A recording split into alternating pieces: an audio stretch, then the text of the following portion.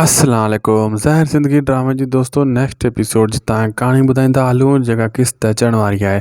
छा उन में वाकई हाणे कमाल खान ऐं ओठो मीरा जा वारिस खे ॿिन्ही खे मारे छॾींदा या मुहिब मारियो वेंदो या हू वल्लू खे मारे इन फ़ैसिले खे रद्द कराए छॾींदा या हू वरी जेको हाकिम खान जे मथां फायर करे इन फ़ैसिले खे रद्द कराईंदा।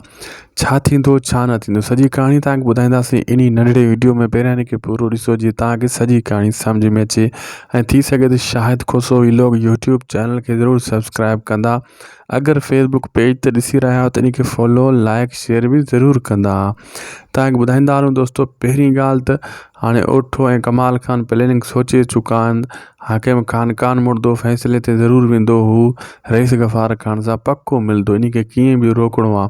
पहिरीं हू कोशिशि कंदा वारिस या मीरा इन खे ॿिन्ही खे हितां कढण जी या वारिस खे मारण जी, लेकिन उते जॾहिं मुहिब वारा पकी चौकी ॾींदा ॾिसंदा त हिते कमु नथो थिए, हू छा कंदा वल्लू खे मारण जी कोशिशि कंदा।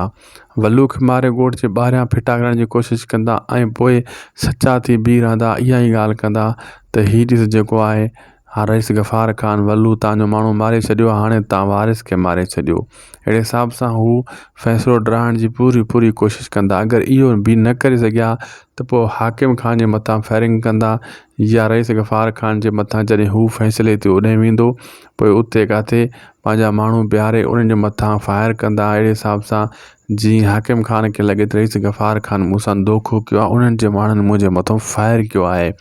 इहा हूंदी ओठे जी दोस्तों ऐं कमाल खान जी पूरी प्लानिंग। तव्हांखे ॿुधाईंदा हलूं दोस्तों।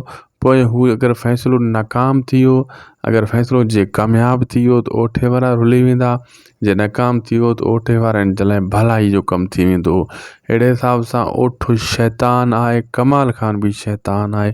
कॾहिं बि हू न चाहींदा त फ़ैसिलो ठा थी वञे ऐं असां वरी टंगिया पिया हुजूं। असांखे ॾींदा इजाज़त दोस्तों। ख़ुदा हाफ़िज़।